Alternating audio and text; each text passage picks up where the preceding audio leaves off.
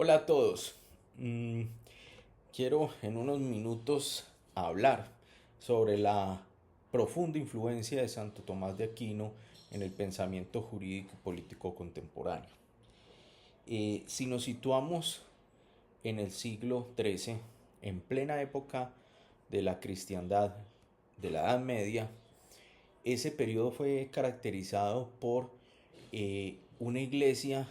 que estaba empezando a ser capturada por poderes imperiales medievales. Esa iglesia buscó realizar un afianzamiento de su propio derecho frente a esos poderes imperiales y fue la oportunidad en donde el surgimiento de la academia impulsó la sistematización del saber como hoy lo tenemos en herencia de esa época iluminada. En ese ámbito jurídico de la época había un fuerte contraste entre el derecho canónico, dinamizado por la introducción del concepto de equidad, el principio de equidad, y la rigidez del derecho civil justinianeo, que configuró el panorama de las instituciones de la época. En ese escenario surgió un volver a Aristóteles, mediado por los eruditos árabes y judíos,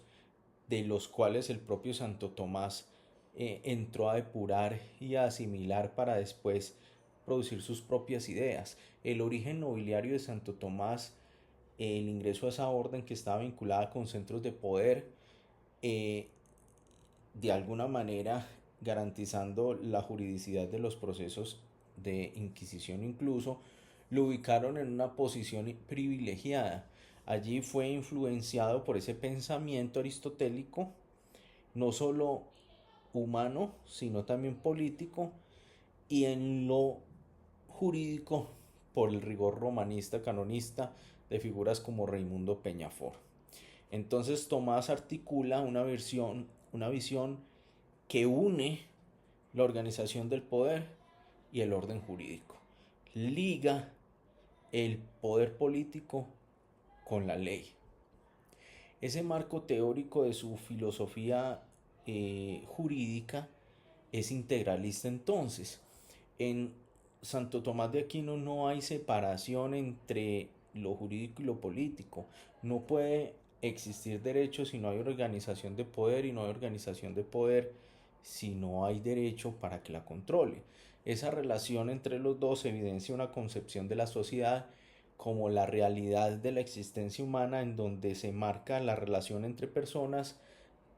se demanda el intercambio y se vive la justicia. Ese derecho para él no es la ley inicialmente, es la cosa justa, es el objeto mismo que trabaja o se vive en las relaciones entre seres humanos. La ley para él es esa medida de ese derecho, la regla que hace que eh, la regla que orienta mejor la acción humana hacia el bien común. Esa razón práctica ejercida a través de valores y de formas de pensar como la prudencia, adecua los medios a los fines en situaciones concretas, exigen que la normativa y el derecho no solo sea conocimiento de la norma, sino análisis del caso, aplicando principios de prudencia y equidad.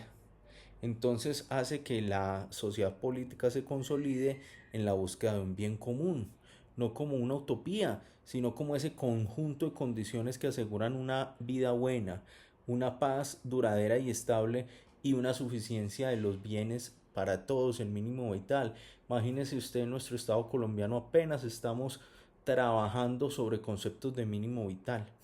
El ser humano y la sociedad ha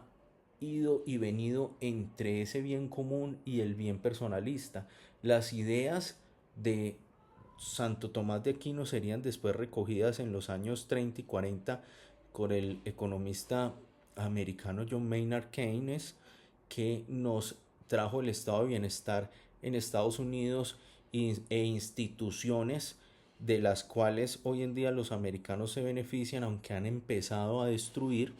pero son instituciones que marcaron el bienestar social de cientos de americanos baby boomers después de la guerra mundial.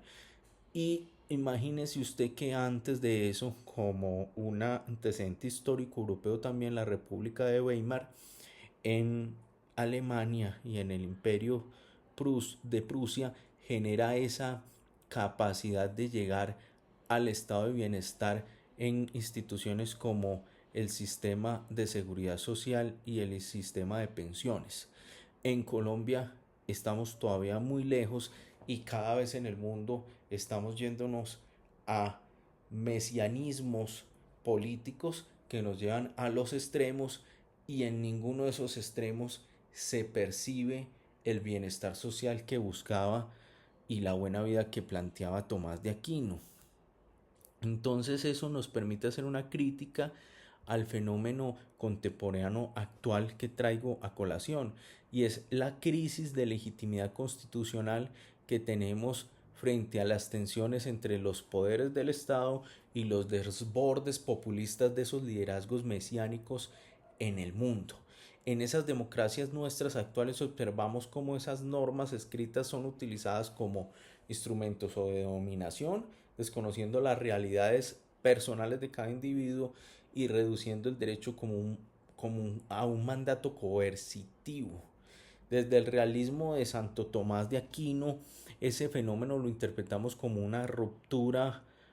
o una terminación de la racionalidad de la ley. Si esa ley positiva se desvincula de las exigencias del derecho natural, se desvincula de dejar de buscar el bien común y empieza a servir un bien particular o de un régimen,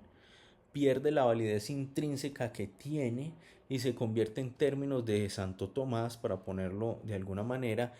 en la corrupción de la ley. Esa perspectiva tomista nos recuerda que el derecho no se agota entonces en la voluntad del gobernante, sino que constituye la acción humana libre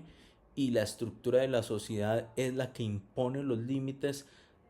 que el gobernante no puede ignorar. Entonces, el aporte de Tomás de Aquino al derecho público actual contemporáneo consiste en devolver el enfoque a la finalidad material de las instituciones, el ajuste justo de las relaciones humanas para la consecución de nuestro bien común, siempre subordinado a la legalidad,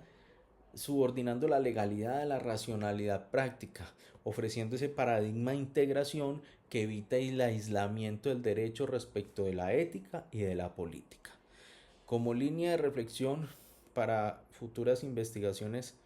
en este espacio doctoral que tenemos, sería bueno formular una hipótesis. La legitimidad material del poder sancionatorio, por ejemplo, y regulatorio del Estado en nuestras democracias constitucionales actuales depende ineludiblemente de su conexión con parámetros de razonabilidad y equidad,